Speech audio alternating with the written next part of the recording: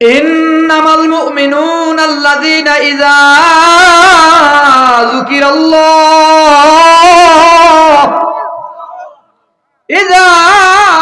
যুকিরাল্লাহু ওয়াজিলাত কুলুবুহুম। আল্লাহ তাআলা বলে খাঁটি মুমিন বান্দার এক নাম্বার গুণ হলো মুমিন বান্দার কানে যখন আল্লাহর আওয়াজ আসবে, আল্লাহর জিকির যখন বান্দার কানে আসবে, খাঁটি মুমিন বান্দা আল্লাহর জিকির কানে আসার সাথে সাথে তার দিলের ভেতরে একটা কম্পন শুরু হয়ে যাবে। কিসের কম্পন? আল্লাহর আওয়াজ পাওয়ার পরে পরে আল্লাহর আযাবের ভয়ে দিলের ভেতরে ভূমিকম্প শুরু হয়ে যাবে। আল্লাহর জাহান্নামের আগুনের ভয়, বান্দা থরথর করে কাঁপতে থাকবে। বান্দার পক্ষে আর গুনাহ করা সম্ভব হবে না, গুনার কাছে ধারেও যাবে না। ইভেন তার সামনে গুনাহ প্রস্তুত হয়ে গেছে, একেবারে গুনাহ তার জন্য সহজ। গুনাহের ধারে কাছে চলে যাওয়ার পরে বান্দার কানে যদি আমার আল্লাহর আওয়াজ চলে আসে, কেউ যদি বলে আল্লাহর বান্দা গুনাহ করে ফেলবি, আল্লাহর কি ভয় তোর দিলের ভেতরে নাই? বান্দার দিলের ভেতরে ভীতি শুরু হয়ে যাবে। খাঁটি মুমিন বান্দার অন্তরে আল্লাহর ভয় মজবুত করে বসে যাবে। যেমন বনি ইসরাইলের এক যুবকের নাম হলো কিফিল। কিফিলের প্রতিবেশী একজন মহিলা বিধবা, তার স্বামী মারা গেছে। সন্তানগুলো নিয়ে বড় অসহায়, ঘরের ভেতরে কোনো খাবার নাই। গভীর মনোযোগ দিয়ে শুনেন মুসলমান মা বোনেরা, বিধবা মহিলা কিফিলের বাড়িতে হাজির হয়ে বলে, কিফিল, আমারে কিছু সাহায্য কর, আমার সন্তানগুলো নিয়ে বড় অসহায়, সন্তানগুলোরে খাওয়ানো লাগবে, কিছু সাহায্য কর। কিফিল বলে, বহুদিন যাবৎ তোরে নিয়ে আমার লালসা লোভ, আর তোর ভেতরে তোরে নিয়ে আমার চিন্তা মগ্ন, আমার বড় স্বপ্ন তুই আমার মনের চাহিদা মিটাবি। বল তুই আমার মনের স্বাদ মিটাবি কিনা? যদি তুই আমার মনের স্বাদ মিটাও, আমি তোরে সাহায্য করব। কিফিল মনে মনে যখন চিন্তা করলো, প্রকাশ করিয়া দিল।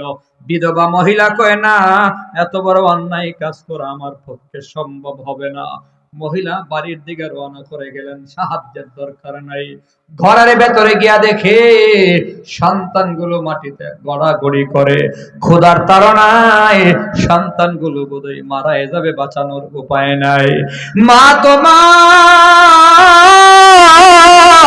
সন্তানগুলোর এমন অবস্থা দেখা দুনিয়ার কোনো মা সইতে পারে না। সন্তানগুলোর জীবন বাঁচাবার জন্য আবার কিফিলের বাড়িতে এসে কয়, ভাই কিফিল, আমার সন্তানগুলোকে বাঁচাতে হবে, কিছু সাহায্য কর। দিলটা নরম করে শোনো। কিফিল বলে, আমার শর্ত কি তোর মনে আছে? আমার মনের চাহিদা মিটাবি, আমিও তোর চাওয়া মিটাইয়া দেবো। মহিলা কয়, রাজি হয়ে গেলাম। কিফিল, তুই তোর স্বাদ মিটাইয়া নে, আমার সন্তানগুলারে বাঁচা। প্রস্তুত হয়ে গেছে। কিফিল মহিলার গায়ে যখন টাচ করবে, হাত দিয়া ধরবে, এমন সময় তাকায় দেখে মহিলাটা থরথর করে কাঁপতেছে। পশমের গোড়ায় গোড়ায় ঘামের পানি বের হয়ে আসছে, চোখের কোটায় পানি। জিজ্ঞাসা করে, মহিলা রে, কাঁপিস কেন? পশমের গোড়ায় গোড়ায় ঘামের পানি, চোখের পানি ছাড়ে কান্না করিস, কি ব্যাপার আমারে বল। মহিলা কয়, কিফিল, আমি যে আমার সন্তানগুলারে বাঁচাবার জন্য গুনাহ করতে রাজি হয়ে গেলাম, কিন্তু আমার আল্লাহর আযাবের ভয়, জাহান্নামের আগুনের ভয় আমি সহ্য করতে পারলাম না। আমি কান্না করি, আমার আল্লাহর আযাবের ভয়, জাহান্নামের আগুনের ভয়, আমি জাহান্নামের আগুন সহ্য করতে পারবো না রে ভাই। এজন্য আমার চোখের পানি ছেড়ে ছেড়ে কান্না করি, চিন্তায় পেরেশানিতে ঘামের পানি বের হয়। গুনাহ তো করেই ফেলবো, কিন্তু জাহান্নামের আগুন সহ্য করবার ক্ষমতা নাই। ওরে ভাই, জাহান্নামের আগুনের ভয়ে যখন মহিলাটা কান্দে, কিফিলের দিলের ভেতরে আল্লাহর আযাবের ভয় ঢুইকা গেল। হেদায়েতের মালিক তো আল্লাহ। কিফিল বদমাশ কয়, যা যা মহিলা যা, 500 দিরহাম দিয়া দিলাম, সন্তানগুলারে খাওয়াবি, আমার জন্য দোয়া করবি। জীবনে এমন কোন গুনাহ নাই আমি কিফিল করি নাই। মহিলাটারে বিদায় কইরা দরজা লাগাইয়া সাজদায় পইরা কিফিল আল্লাহর দরবারে কান্দে, বলে আল্লাহ, আমার মতো গুনাহগার জগতের ভেতরে কেউ নাই। শয়তান ধোঁকা দিয়া দিয়া জীবন ভর গুনাহ করে, সরি আল্লাহ তোমার দরবারে মাফ চাই, তওবা করে আমার তওবা কবুল করিয়া নাও।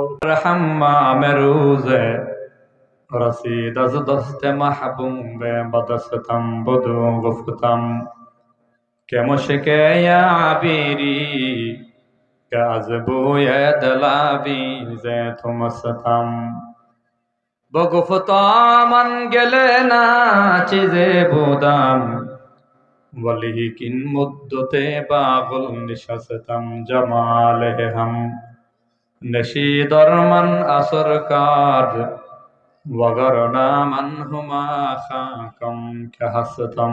একদা স্নানের আগারে পশিয়া হেরিনু মাটির ঢেলা, হাতে নিয়া তারে শুকিয়া দেখিলাম রয়েছে সুভাষ মেলা। কহিল তাহারে কস্তরে তুমি, ওগো তুমি কি আতর দা,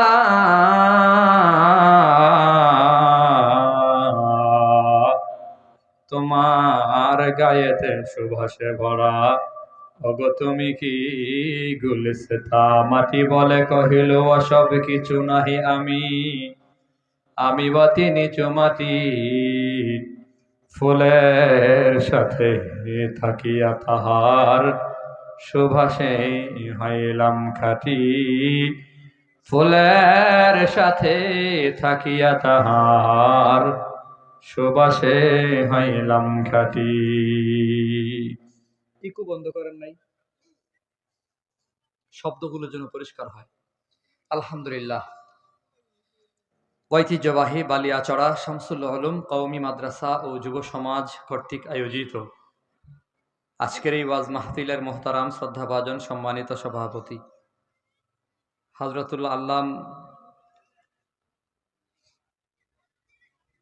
দিগার হযরত ওলামায়ে কেরাম, আজিজ তুলাবা, মুরব্বী বাবারা, যুবক বন্ধুরা, পর্দার আড়ালে বসা শ্রদ্ধেয়া সম্মানিতা মা ও বোনেরা, মহান আল্লাহ পাকের শুকুর এবং সুজুদ, যিনি মেহেরবানি করে দয়া ও মায়া করে ও রহমতি বরকতি জান্নাতি মজলিসে আপনাকে আমাকে কবুল ও মঞ্জুর করেছেন, এজন্য আমরা খুশি না বেজার? যারা খুশি উচ্চ আওয়াজে একসাথে বলি আলহামদুলিল্লাহ। জনাব মোহতারাম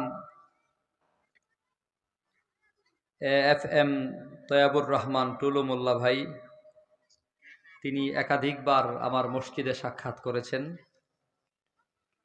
এবং আজকের প্রোগ্রামে আরো আগে আসার কথা। আমার জন্য ভালো হতো যদি আরেকটু আগে আসতে পারতাম, কিন্তু আপনারা পড়েছেন যে চেয়ারম্যান আমার নামের শেষে আছে, একটা পরিষদ আমাকে মেনটেন করতে হয়। গত রাতে মাহফিল শেষ করে রাতে রাতে এলাকায় যাই, রাত 3টা থেকে নিয়ে একেবারে দুপুর 2টা পর্যন্ত এক ঝামেলা মিটমাট করার জন্য, মানে ঘুম নাই এখনো পর্যন্ত। আমি বিছানায় শুয়ে এখনো পর্যন্ত ঘুমাই নাই। কালকে দুপুরে যে উঠছি, যেটুকু ঘুম হয়েছে তো গাড়ির চাক্কার উপরে আসার পথে, গাড়ির ভেতরে ঘুম হইল যেমন ঘুম হয় আর কি। তো ঘুম নাই, ক্লান্ত শরীর, খাওয়া দাওয়া নাই, আইসা সরাসরি উজু করে মঞ্চে। এজন্য আপনারা একটু কষ্ট করে মনোযোগ সহকারে কথা শুনতে হবে। রাজি আছি ইনশাল্লাহ? আমি আপনাদের সামনে মহাবিশ্বের বিস্ময়কর মহাগ্রন্থ আল কোরআনের 114 সূরার ভেতরে 8 নম্বর সূরা, কত নম্বর সূরা?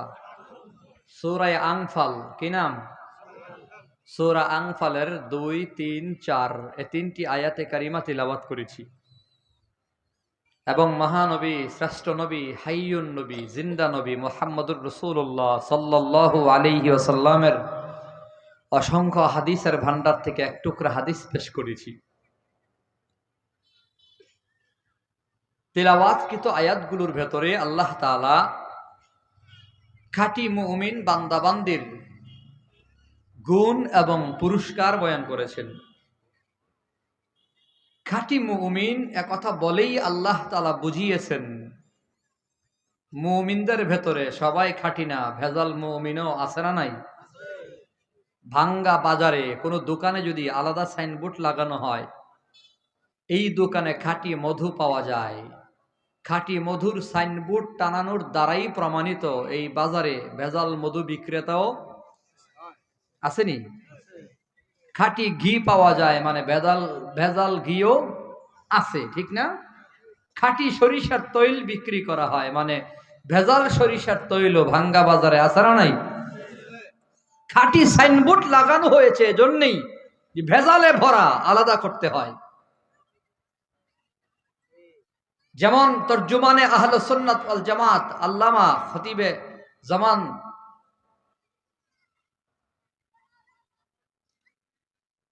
আল্লামা নুরুল ইসলাম উলিপুরি সাহেব দামাত বারাকাতুহুম একটি সংগঠন করেছেন, খাঁটি আহলে সুন্নাত ওয়াল জামাত।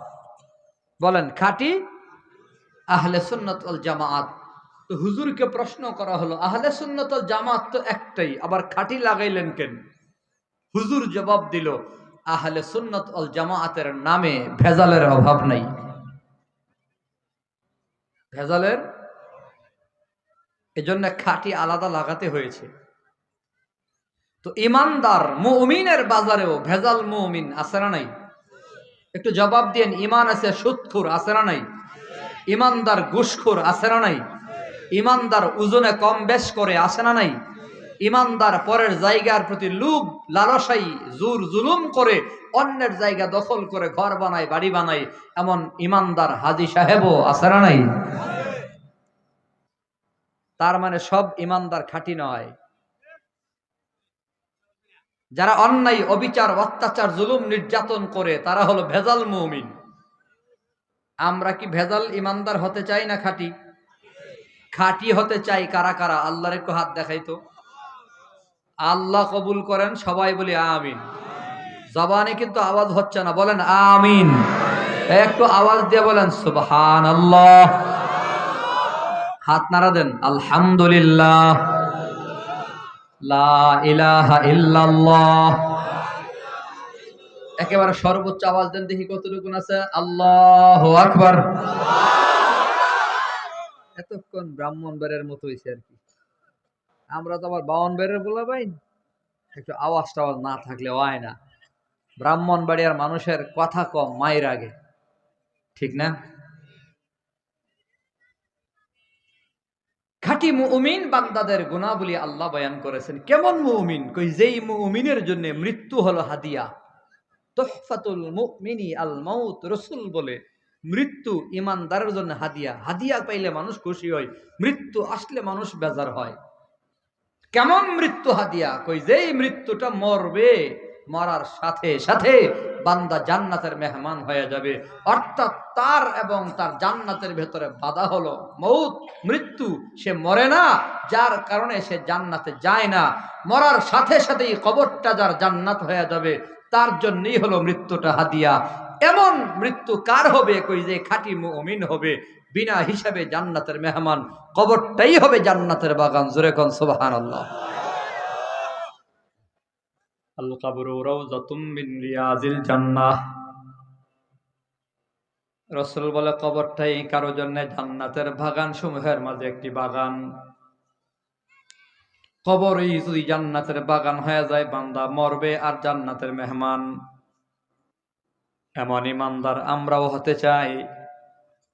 আল্লাহ তাআলা বলে এমন খাঁটি মুমিন বান্দা হওয়ার জন্য 5টি গুণ অর্জন করা লাগবে। জোরে বলেন কয় গুণ? সবাই বলেন।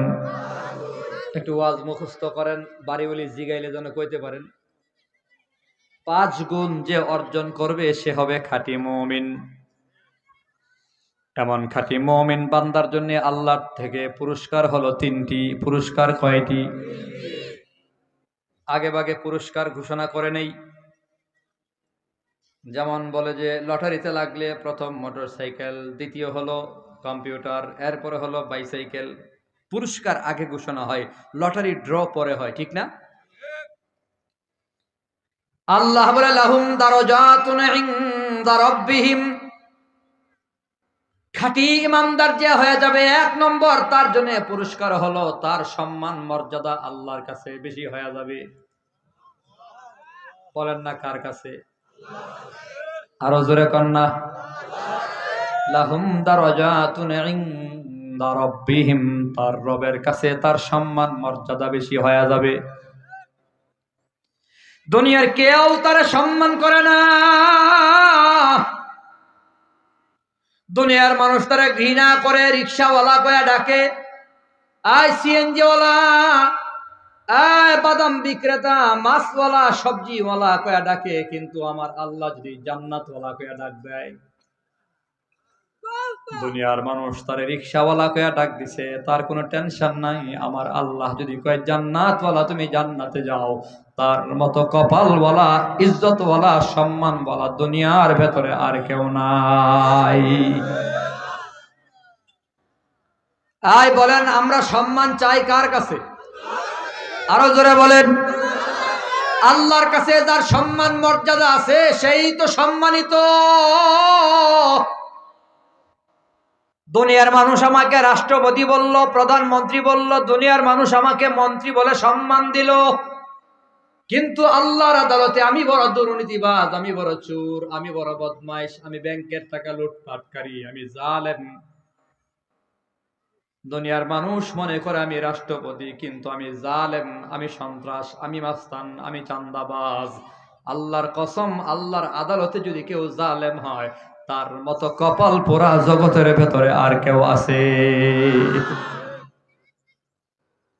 খাঁটি মুমিন বান্দার সম্মান মর্যাদা, ইজ্জত, পাওয়ার, সম্মান মর্যাদা, পজিশন বেশি হয়ে যাবে কার কাছে? আরো জোরে বলেন না কার কাছে? 1 নম্বর পুরস্কার, আল্লাহর কাছে সম্মান বৃদ্ধি পাবে। আল্লাহর কাছে সম্মান বৃদ্ধি পাওয়া যাবে। এর বাস্তব প্রমাণ হলো মিজানুর রহমান আজহারি। আল্লাহ সম্মান বাড়ায় দিছে, ধাক্কায়া ধাক্কায়া দেশের বাহিরে পাঠিয়ে দিছে, বাংলাদেশে থাকতে পারবে না। কিন্তু বাংলাদেশে আসছে তো আসছেই, বাঘের বাচ্চার মতো আসছে, লাখো মানুষের অন্তর জয় করে বাংলাদেশে আসছে, ঠিক না? শাইখুল হাদিস ইবনে শাইখুল হাদিস মামুনুল হকের সম্মান আল্লাহর কাছে আছে, কথা কয় না? সম্মানের মালিক কে? ইজ্জতের মালিক কে? হাকিমুল উম্মত আশরাফ আলী থানভী বলেন, আমি আল্লাহকে সবচেয়ে বেশি ভয় করি 2টা গুণের কারণে, বিশেষ করে 2টা গুণের কারণে আল্লাহরে সবচেয়ে বেশি ভয় করি। 1 নম্বর গুণ, আল্লাহ সবচেয়ে বেশি উপকার করার ক্ষমতা রাখে।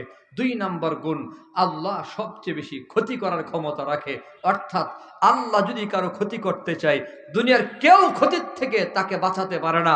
আল্লাহ যদি কারো উপকার করতে চায়, দুনিয়ার কেউ তার ক্ষতি করতে পারে না। কথা বলেন ঠিক কিনা? রাখে আল্লাহ, মারে কে? আল্লাহর ধরা বড় কঠিন ধরা। পৃথিবীর কোন সুপার পাওয়ার সমর্থন দিয়েও ইজ্জত রক্ষা করতে পারবে না। আল্লাহ যেদিন ধরবে, ল্যাংটা করে ছেড়ে দেবে। এটাই হলো আল্লাহর ধরা, ঠিক না? জাইঙ্গা ফালায়া বাগন লাগে। লাহুম দারাজাতুন ইনদা রাব্বিহিম, সম্মান মর্যাদা বেশি হয়ে যাবে আল্লাহর কাছে। জোরে বলেন কার কাছে? ওয়া মাগফিরাহ, 2 নম্বর পুরস্কার আল্লাহ বলেন খাঁটি মুমিন যে হবে তার 2 নম্বর পুরস্কার ওয়া মাগফিরাহ, আমি আল্লাহ তার জিন্দেগীর সমস্ত গুনাহ খাতা মাফ করে দেব। ওয়া রিজকুন কারীম, আল্লাহ তাআলা বলে আমি সম্মানের রিজিক দান করব, সম্মানিত রিজিক।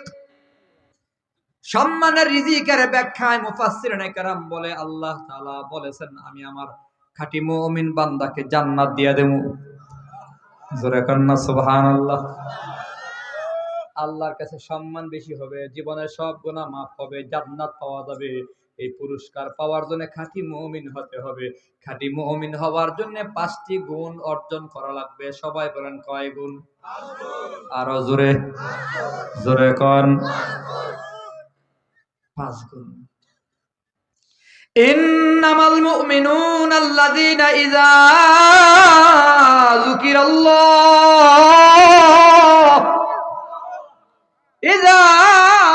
যুকিরাল্লাহু ওয়াজিলাত কুলুবুহুম। আল্লাহ তাআলা বলে খাঁটি মুমিন বান্দার 1 নাম্বার গুণ হলো, মুমিন বান্দার কানে যখন আল্লাহর আওয়াজ আসবে, আল্লাহর জিকির যখন বান্দার কানে আসবে, খাঁটি মুমিন বান্দা আল্লাহর জিকির কানে আসার সাথে সাথে তার দিলের ভেতরে একটা কম্পন শুরু হয়ে যাবে। কিসের কম্পন? আল্লাহর আওয়াজ পাওয়ার পরে পরে আল্লাহর আযাবের ভয়ে দিলের ভেতরে ভূমিকম্প শুরু হয়ে যাবে। আল্লাহর জাহান্নামের আগুনের ভয়, বান্দা থরথর করে কাঁপতে থাকবে। বান্দার পক্ষে আর গুনাহ করা সম্ভব হবে না, গুনার কাছে ধারেও যাবে না। ইভেন তার সামনে গুনাহ প্রস্তুত হয়ে গেছে, একেবারে গুনাহ তার জন্য সহজ। গুনাহের ধারে কাছে চলে যাওয়ার পরে বান্দার কানে যদি আমার আল্লাহর আওয়াজ চলে আসে, কেউ যদি বলে আল্লাহর বান্দা গুনাহ করে ফেলবি, আল্লাহর কি ভয় তোর দিলের ভেতরে নাই? বান্দার দিলের ভেতরে ভীতি শুরু হয়ে যাবে। খাঁটি মুমিন বান্দার অন্তরে আল্লাহর ভয় মজবুত করে বসে যাবে। যেমন বনি ইসরাইলের এক যুবকের নাম হলো কিফিল। কিফিলের প্রতিবেশী একজন মহিলা বিধবা, তার স্বামী মারা গেছে। সন্তানগুলো নিয়ে বড় অসহায়, ঘরের ভেতরে কোনো খাবার নাই। গভীর মনোযোগ দিয়ে শুনেন মুসলমান মা বোনেরা, বিধবা মহিলা কিফিলের বাড়িতে হাজির হয়ে বলে, কিফিল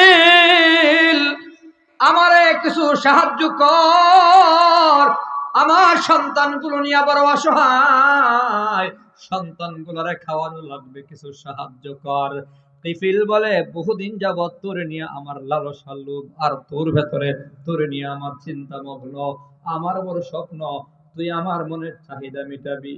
বল তুই আমার মনের স্বাদ মিটাবি কিনা? যদি তুই আমার মনের স্বাদ মিটাও, আমি তোরে সাহায্য করব।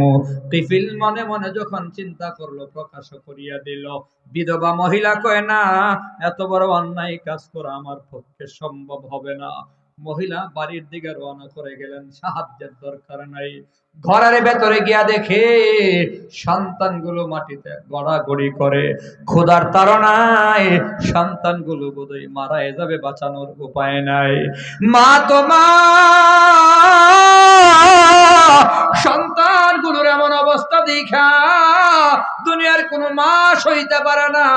সন্তানগুলোর জীবন বাঁচাবার জন্য আবার কিফিলের বাড়িতে এসে কয়, ভাই কিফিল, আমার সন্তানগুলোকে বাঁচাতে হবে, কিছু সাহায্য কর।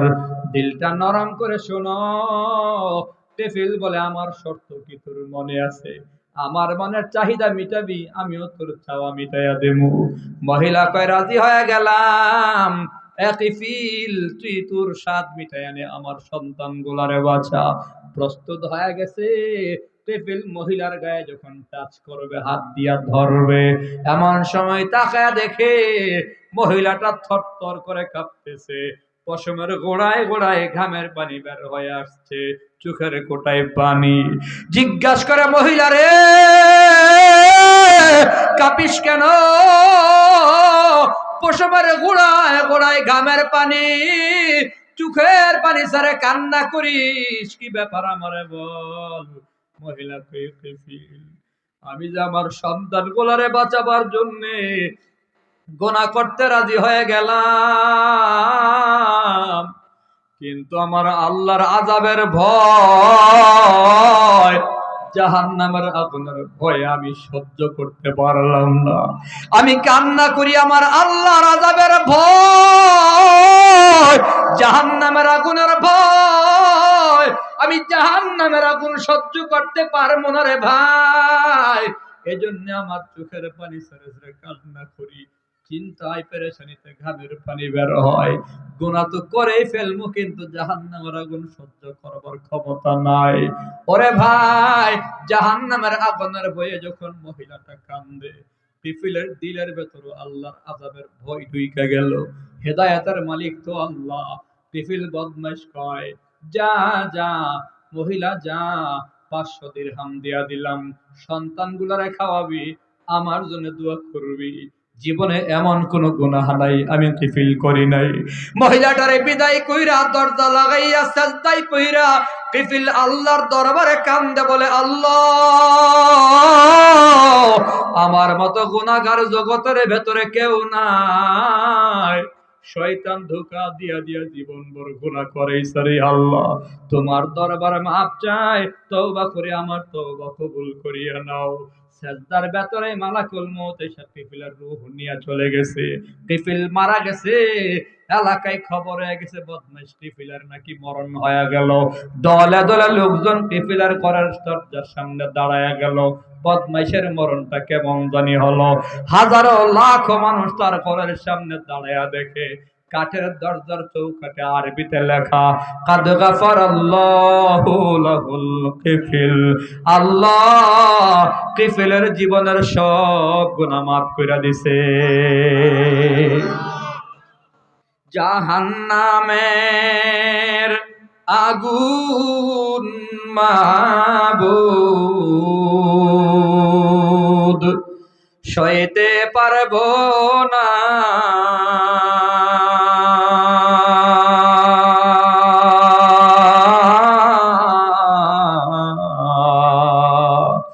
আমল নামায় গুনাহ রাইখা আল্লাহ মরণ দিও না, আমল নামায় গুনাহ রাইখা আল্লাহ মরণ দিও না। অন্তর থেকে জবাব দিয়েন, আমার আপনার আমল নামায় গুনাহ আছে না নাই?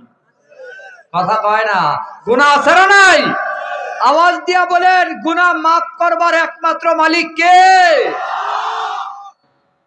এজন্য জবানটা খুইলা দিলদার নরম কইরা বলেন, চোখ দিয়া যদি পানি চলে আসে এই মুহূর্তে জীবনের সব গুনাহ মাফ। আমল নামায় গুনাহ রাইখা আল্লাহ মরণ দিও না। এটা কিন্তু তওবা, তওবা বলেন সবাই, আমল নামায় গুনাহ রাইখা আল্লাহ মরণ দিও না। সবাই আমল নামায় গুনাহ রাইখা আল্লাহ। আজরাইল যেদিন ধরা দেবে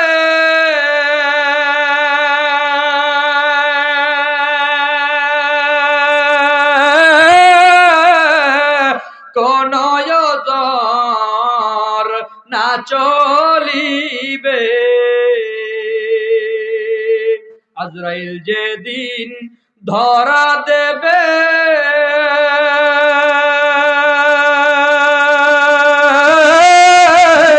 কোন ওজর না চলিবে,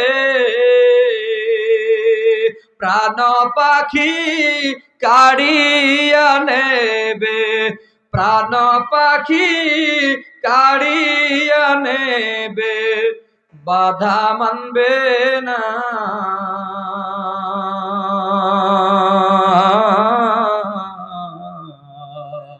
আমল নামায় গুনাহ রাইখা আল্লাহ মরণ দিও না। বলেন না সবাই, আমল নামায় গুনাহ রাইখা আল্লাহ মরণ দিও না, আমল নামায় গুনাহ রাইখা আল্লাহ। মুনকার নাকির ফেরেশতায় এসে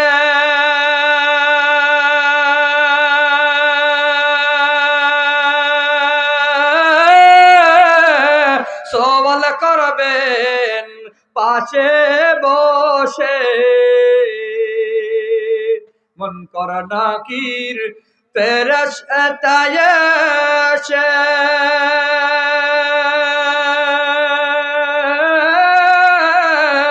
সওয়াল করবেন পাশে বসে।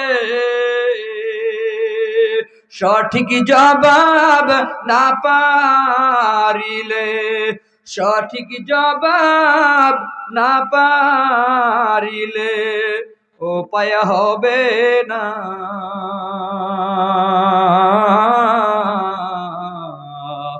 আমল নামায় গুনাহ রাইখা আল্লাহ মরণ দিও না,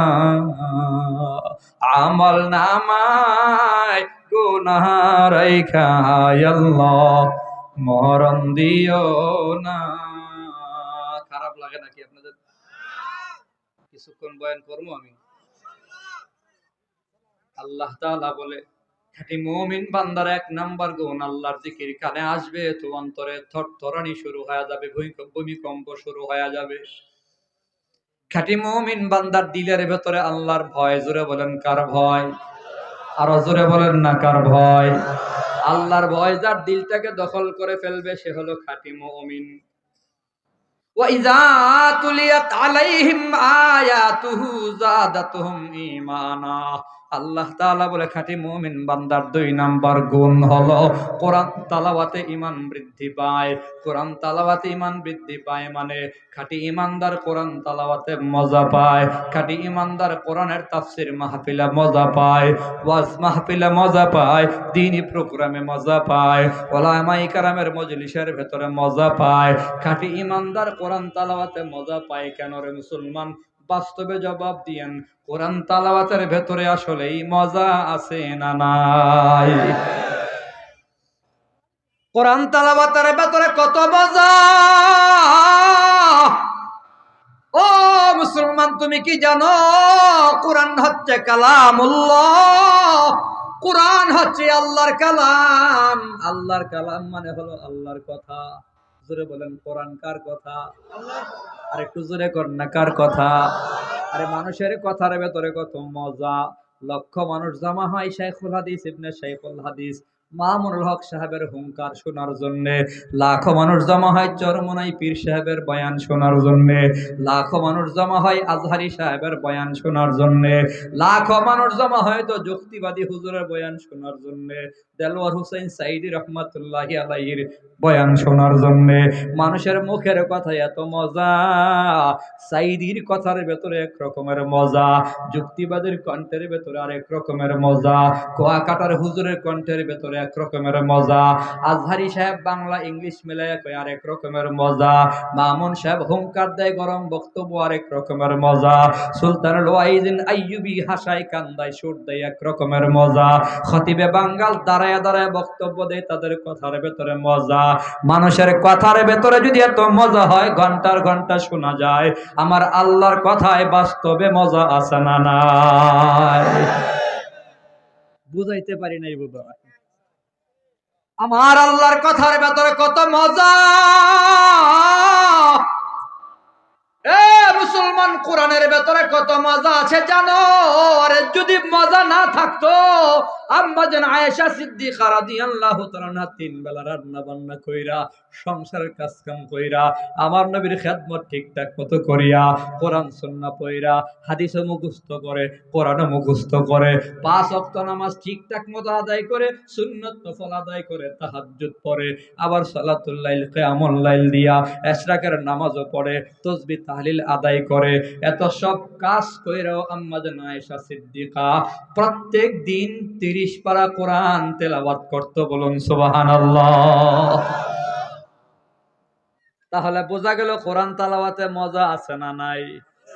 কাসেম নানতুবি রহমাতুল্লাহি আলাইহি রাতের বেলা এশার নামাজের পর মসজিদে দাঁড়ায়া যাইতো, 2 রাকাত নামাজে 30 পারা কোরআন তেলাওয়াত করত, নামাজও শেষ, কোরআন খতমও শেষ। কোরআন তেলাওয়াতে মজা আছে।